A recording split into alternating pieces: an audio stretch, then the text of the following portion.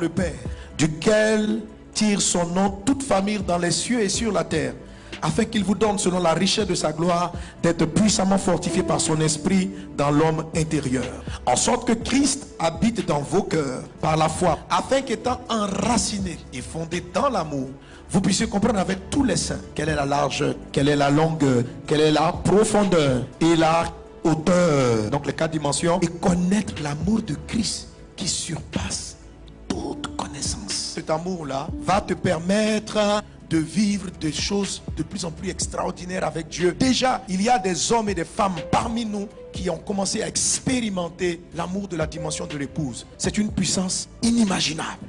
Elle est réelle, elle existe, elle est palpable. Les hommes comme l'apôtre Paul ont expérimenté la dimension, la puissance qui peut se dégager d'un croyant dans la dimension de l'épouse. Beaucoup de situations sont irrésolues dans ta vie parce que tu ne vas pas basculer. Tu ne vas pas passer cette étape d'amour. Il faut que tu laisses Dieu vivre son amour en toi. Actes des apôtres nous présente 2 histoires. La délivrance de l'apôtre Pierre et la délivrance de Paul et de Silas. Chapitre 12, verset 1. Il a dit vers le même temps, le roi Hérode se mit à maltraiter quelques membres de l'église et il fit mourir par l'épée Jacques, frère de Jean. Voyant que cela était agréable aux Juifs, il fit encore arrêter Pierre. C'était pendant les jours des pains sans levain. Verset 4. Après l'avoir saisi et jeté en prison, il le mit sous la garde de 4 escouades de 4 soldats chacune, avec l'intention de le faire comparaître devant le peuple après la Pâque. Pierre donc était gardé dans la prison et l'église ne cessait d'adresser pour lui des prières à Dieu. L'église a appliqué les prières sans cesse. Ce sont des prières puissantes. La prière sans cesse permet un flux d'énergie spirituelle, de puissance et d'énergie cool, et vient maintenant briser les chaînes de la prison. C'est ce qui s'est passé avec Pierre. Malgré le pouvoir du roi qui les a fait jeter, qui l'a fait jeter en prison et qui a mis 4 escouades, il a mis de nombreux gardes. Et voici un ange du Seigneur survint et une lumière brilla dans la prison. L'ange réveilla Pierre et en le frappant sur le côté en disant: lève-toi promptement. Les chaînes tombèrent et il lui dit: suis-moi. Pierre sortit et le suivit, ne sachant pas que ce qui se faisait par l'ange fut réel. Lorsqu'il eut passé la première garde, puis la seconde, ils arrivèrent à la porte de fer qui mène à la ville. Vous savez, à des fois vous avez les premières gardes, première escouade, vous triomphez des premiers démons. Quelquefois la prison dans laquelle Satan vous met, c'est plusieurs couches de blocage. Première escouade, deuxième escouade, troisième. Donc tu finis un combat, tu as une victoire, et tu après une prière, et tu as fini, tu dis: wow, pasteur, après ces premières 48 heures, je vois, j'ai été délivré. Et puis tu peux te rendre compte après qu'il y a une deuxième escouade. Il faut encore rentrer dans la présence de Dieu.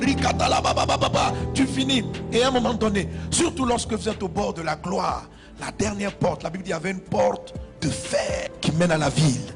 Et là encore, le fruit de la prière sans cesse. Cette porte s'ouvrit d'elle-même devant eux. Je vois la porte qui s'ouvre devant toi. La porte qui s'ouvre devant toi. Aller à la ville, c'est reprendre ta destinée. Aller à la ville, c'est reprendre le cours de la vie normale. La porte de fer sépare de la prison à la vie normale. Le plan initial de Dieu pour toi. Je sais dans le nom de Jésus que ce temps de prière que vous avez passé vous amène à entrer dans la ville. Tu rentres dans la ville, tu fais ce que tu dois faire. Tu vis ce que tu dois vivre. Tu marches dans ce que tu dois marcher. Il en est ainsi dans le nom de Jésus. Et Pierre a été ainsi délivré. C'est très puissant. Mais il y a encore des délivrances qui peuvent être encore plus glorieuses. Ici, vous avez un type de délivrance à la dimension du Fils. Actes des Apôtres, chapitre 16, à partir du verset 19. Il est dit: les maîtres de la servante, voyant disparaître l'espoir de leur gain, se saisirent de Paul et de Silas. Et ayant fait arracher leurs vêtements, ordonnèrent qu'on les bâtît de verges. Et après qu'on les eut chargés de coups. Pierre, on ne l'avait pas frappé. Mais Paul et Silas, on ne les a pas frappés, on les a chargés de coups. Ils les jetèrent en prison et leur mit des cèpes aux pieds. Verset 25. Vers le milieu de la nuit, Paul et Silas priaient et chantaient les louanges de Dieu. Est-ce que dans ces conditions-là, nous, on aurait chanté les louanges? Où tu es blessé, où tu as peut-être des membres cassés, et où on t'a attaché. Tu n'es pas un voleur, tu es quelqu'un d'honnête, qui ne parlait juste de Dieu. Et qu'est-ce qui s'est passé avant? Ils ont juste guéri des malades, ils ont délivré une femme. Et là, ils priaient, mais surtout, ils chantaient les louanges. Chanter les louanges, ça veut dire: Dieu est grand. C'est en train de dire: Alléluia. Qui est comme toi, Jésus? Jésus, nous t'aimons. Tu n'es même pas se lever en train de dire que Dieu se lève sur nos ennemis, qu'il les juge. Ils n'ont pas paralysé des personnes. Ils n'ont pas commencé à faire de grandes intercessions. Ils ont juste célébré la louange et la grandeur de Dieu. La Bible dit qu'ils chantaient les louanges de Dieu et les prisonniers les entendaient. Qu'ils ne chantaient pas doucement. Ils n'avaient pas honte. Et la Bible déclare que les prisonniers les entendaient. Mais les gens devaient se dire, mais vous parlez d'un grand Dieu, vous chantez un grand Dieu et regarde comment vous êtes traités. Ce grand Dieu n'a pas pu vous délivrer. Ce grand Dieu n'a pas pu vous sortir des problèmes. Mais il continue à dire quand même, Dieu est grand, Dieu est bon, au-dessus de tout, tu règnes. Jésus est ton nom. Tu as les chaînes aux pieds et tu dis, au-dessus de tout, tu règnes. La tête est sur toi, la maladie te prend et la maladie t'a jeté dans la prison intérieure. Les médecins disent que c'est fini. Dans cette situation, tu déclares encore, au-dessus de tout, tu règnes. Rien ne va plus, tout semble s'écrouler, mais tu dis qu'il est grand, tu dis qu'il est fort, tu dis qu'il est glorieux, qu'il est merveilleux, que rien n'est comme notre Dieu, rien n'est comme Jésus, il est glorieux, tu es merveilleux. Et il ne chantait pas avec timidité, il ne disait pas, il ne faut pas que les gens entendent, il faut qu'on chante, parce que s'ils entendent, ils vont se moquer de notre Dieu, ils vont dire, mais ton Dieu ne t'a pas pu te sauver, ton Dieu ne t'a pas délivré. Oui, il y a tellement de personnes qui ont honte de Dieu, qui ont honte d'afficher qu'ils marchent avec un grand Dieu, parce qu'ils sont dans un pays compliqué. On a honte de notre Dieu, parce qu'on dit, mais bon, on ne voit pas encore bien la gloire de Dieu. Quand Dieu se glorifiera, nous le chanterons. Quand Dieu fera des miracles, nous témoignerons. Non, l'apôtre Paul, eux, ils témoignent que Dieu est grand dans la situation difficile. Ils célèbrent la grandeur de Dieu pendant que tout devait les amener à pleurer. Ils sont en train de louer Dieu. Il faut une louange qui est opposée à leur situation. Comment tu peux parler? La Bible dit, ils priaient et ils chantaient les louanges.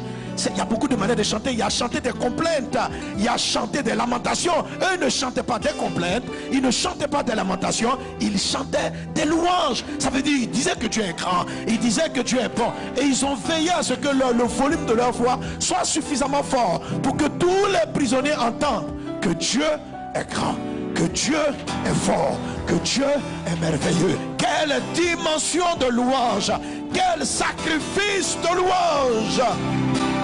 Et la Bible dit, tout à coup, il se fit un grand tremblement de terre, en sorte que les fondements de la prison furent ébranlés. La délivrance de Pierre, c'était porte après porte. Aucun fondement n'a été touché. C'est pas que la prison s'est écroulée, c'est-à-dire que le fondement de la prison, c'est la raison profonde du blocage, l'origine de ce retard chronique dans ta vie. Vous savez, la prison de Pierre a été fracassée, mais ce sont les portes. Il n'est pas dit que les fondements, l'ange est descendu, il n'a pas touché les fondements de la prison. C'est pas que la prison s'est effondrée, mais la Bible dit les fondements de la prison. Les fondements, c'est les causes profondes. Des gens qui louent, qui n'ont pas prié pour le sujet. Oh Dieu, délivre-nous. Pendant que pour Pierre, l'église priait tous les jours pour qu'il sorte. Paul et Silas, ils ne priaient pas pour sortir. Ils disaient que Dieu était grand. Dans la douleur, quelque chose s'est passé. Il y a une autre dimension de puissance qui prend place. Il y a une force qui rentre, qui vient dire, mais pourquoi la prison même existe? Je vais traiter son cas. Et la Bible dit, tout à coup il se fit un grand tremblement de terre, en sorte que les fondements de la prison furent ébranlés. Au même instant, combien de portes sont ouvertes? Toutes. Toutes. C'est-à-dire, l'apôtre Pierre, c'était porte après porte. Pour Paul et Silas, toutes. En un instant, première porte, deuxième porte, prison intérieure, prison, tout ça ouvert. Les fondements, tout. Pas seulement les portes qui retenaient Paul, même les prisonniers coupables. La Bible dit, toutes les portes s'ouvrirent et les liens de tous les prisonniers, les blocages, les autres gens qui n'ont même pas prié Dieu, des parents même qui ne croient pas en Dieu, qui sont aussi dans des prisons de démons, enchaînés dans des blocages. Les autres prisonniers étaient réellement coupables, mais la louange de Paul et de Silas non seulement les a délivrés, mais aussi s'est occupé des liens. On dit leurs liens, leurs maladies, leurs blocages, leurs souffrances, leurs liens, les liens de leurs voisins. Les liens ont sauté. Bam, bam, bam, bam. Tout s'est ouvert, tout à la fois. Tous les prisonniers, ta soeur, ton enfant est esclave de la drogue. Quand tu vas entrer dans cette dimension dont je parle, pendant que toi tu es libéré de tes propres blocages, tu vas avoir le témoignage que ton enfant aussi est sorti de la drogue. Tu dis, mais qu'est-ce qui se passe? Pendant que tu es en train de célébrer, tu as ta tante qui était malade, alitée. Lorsque tu entres dans cette dimension, c'est pas toi seulement qui sors. Tu vois la victoire de Dieu. Mais la tante qui est là-bas, elle aussi, elle se rêve de son lit. Je suis guéri. Les autres prisonniers ont vu leur lien être brisé. Il y a une conversion massive dans la prison. Wow. Alléluia. Et l'Esprit m'a dit, j'ai écrit ces deux histoires pour que vous fassiez la différence. Jean dit, en parlant de Jésus, il dit, à Jésus, il lui donne l'Esprit sans mesure. Nous recevons l'onction, mais il y a des mesures de grâce. Il y a des mesures d'onction. Il y a des mesures de puissance.